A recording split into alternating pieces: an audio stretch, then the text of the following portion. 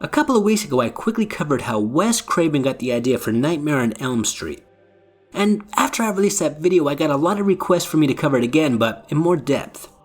There is also another very similar case involving Spring Hill Jack that I also want to cover. One day in the 1980s, Wes Craven was reading the LA Times, and he stumbled upon a very creepy real-life story of a child that was haunted by an entity, and he was also having terrible nightmares. This young boy told his parents that he was afraid to go to sleep because this thing that was chasing him would get him if he slept, so he tried to stay awake for days at a time. But one night he just couldn't stay awake anymore, so he fell asleep. And his parents were very happy by this because they thought that their son's crisis was finally over. But that night, they heard their son scream in sheer terror, and he died in his sleep. Now this is a terrifying story because it's true, and there is a lot more to the story that not too many people know about.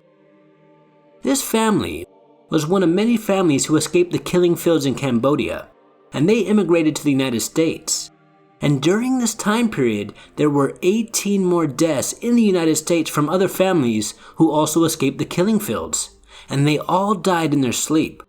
And no doctor could figure out why.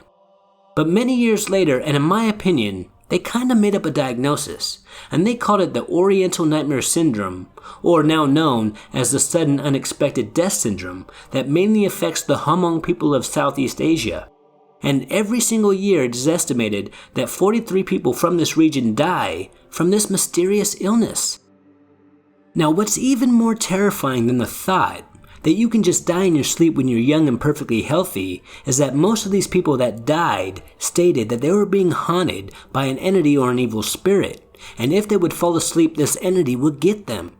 So it's not just falling asleep and dying. There is a paranormal aspect to these cases, and it has been going on for hundreds, if not thousands of years to the Hmong people of Southeast Asia.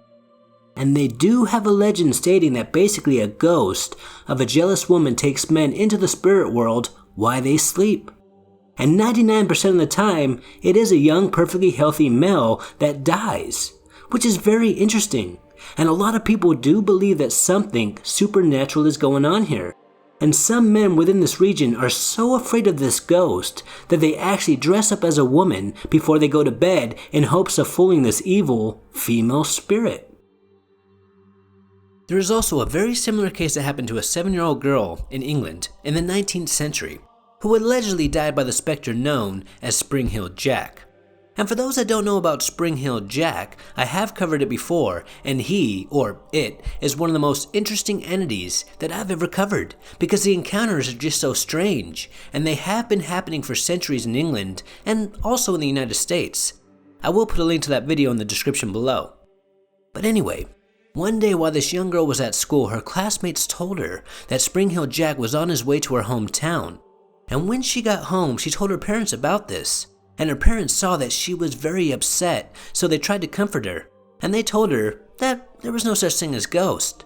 But that night, she got very ill and she died. And just before she died, she told her parents that the ghost, Spring Hill Jack, was coming for her.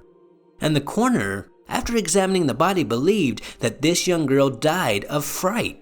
And in the court of law, Spring Hill Jack was found guilty of murder, making this one of the few rare cases where a ghost was actually convicted of killing someone. Now this case is very similar to what happens to the Hmong people, so maybe it's not just them that are affected by this phenomena. And it does make me wonder if these deaths could be caused by the power of belief, because the Hmong are very superstitious and spiritual.